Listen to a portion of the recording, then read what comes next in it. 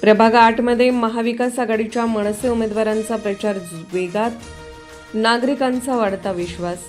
नाशिक महानगरपालिकेच्या सार्वत्रिक निवडणुकीच्या पार्श्वभूमीवर शहरातील राजकीय हालचालींना वेग आला असून प्रभाग क्रमांक 8 मध्ये महाविकास आघाडीच्या वतीने महाराष्ट्र नवनिर्माण सेनेचे उमेदवार किरण नामदेव जाधव आणि विशाल सुरेश गुंबाडे यांनी जोरदार प्रचार सुरू केला आहे. किरण जाधव हे अनुक्रमांक 2D तर विशाल गुंबाडे अनुक्रमांक 1B मधून निवडणूक लढवत आहेत. दोन्ही उमेदवार उच्च शिक्षित असून सामाजिक कार्यातील त्यांचा प्रदीर्घ अनुभव आणि जनसंपर्कामुळे प्रभागात त्यांची सकारात्मक प्रतिमा आहे. नागरिकांच्या सुखदुःखात सहभागी राहणे, स्थानिक प्रश्न समजून घेणे आणि त्यावर तात्काळ उपाय सुचवणे ही त्यांची कार्यपद्धती असल्याचे मत नागरिक व्यक्त करत आहेत. प्रचारादरम्यान प्रभागातील विविध भागातून त्यांना उत्स्फूर्त प्रतिसाद मिळत असून नागरिक थेट आपल्या समस्या त्यांच्या समोर मांडत आहेत. सामाजिक, सांस्कृतिक व सार्वजनिक उपक्रमाच्या माध्यमातून प्रभागात सातत्याने सक्रिय राहणारे हे उमेदवार कोरोना काळात केलेल्या मदत कार्यामुळेही विशेष चर्चेत आहेत. निवडणूक प्रचार सभांमध्ये उमेदवारांनी मतदारांना येत्या 16 जानेवारी रोजी रेल्वे इंजिन या निवडणूक चिन्हासमोरील बटन दाबून महाविकास आघाडीच्या उमेदवारांना विजयी करण्याचे आवाहन केले. निवडून आल्यानंतर प्रभागातील पाणी, रस्ते, स्वच्छता, आरोग्य आणि इतर नागरी सुविधा प्राधान्याने सोडवण्याचा निर्धारही त्यांनी व्यक्त केला. शिक्षण, समाजकार्याचा अनुभव, संकटाच्या काळातील योगदान आणि विकासाची स्पष्ट दिशा या बळावर प्रभाग क्रमांक 8 मध्ये महाविकास आघाडीच्या मनसे उमेदवारांकडे नागरिकांचा विश्वास अधिकाधिक दृढ होत असल्याचे चित्र सध्या दिसून येत आहे. नाशिक महानगरपालिकेचा बिगुल वाजला आहे. प्रभाग क्रमांक 8 मधून आपण उमेदवारी लढवित आहात. प्रचाराला चांगला प्रतिसाद मिळतो आहे, काय सांगाल? महाविकास आघाडी आणि त्यांनी दिलेली आमच्यावर ही जबाबदारी महाराष्ट्र नवनिर्माण सेनेकडून आम्हाला ज्या उमेदवारी जाहीर झाल्या त्यामध्ये आमचे मित्र विशाल सुरेश गुंबाडे आणि मी किरण नामदेव जाधव ड गटातून आम्ही उमेदवारी करतो आहे. खरं तर प्रचार करत असताना दारोदारी डोर टू डोर जाऊन आम्ही त्या व्हिजिट देतो आहे आणि त्याने असा म्हणजे सगळ्या समस्या समजून घेतो आहे. नागरिकांचा चांगला प्रतिसाद आम्हाला त्याच्यात लाभतो आहे.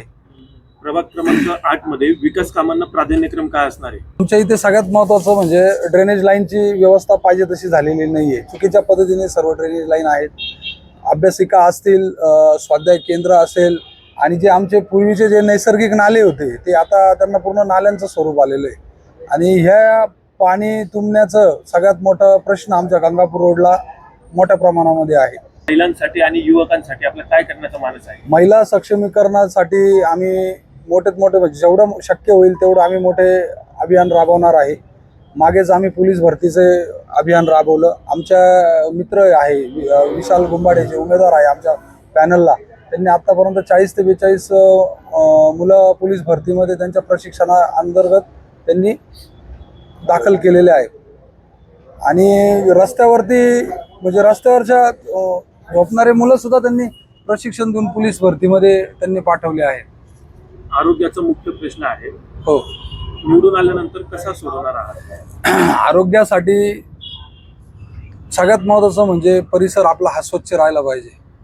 मागेच कोरोनामध्ये म्हणजे जे साथीचे रोग आहे आपण म्हणतो, परिसर जर स्वच्छ राहिला तर आरोग्याची समस्या जास्तीत जास्त आपोआप ती कमी होणार आहे.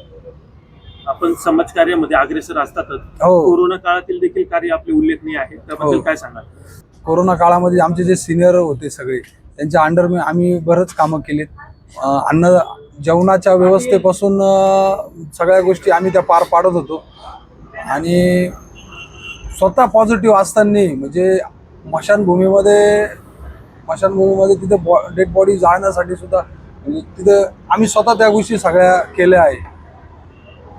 समाजकार्यात येण्याची प्रेरणा तुम्हाला कशी मिळाली, काय सांगाल? समाजकार्यामध्ये येण्याची प्रेरणा आमच्या वडील आणि चुलते आणि आमचे सगळे मोठे बंधू असतील, आमचे मामाश्री असेल, यांच्यामुळेच आम्हाला ती समाजकारणाची आवड निर्माण झाली.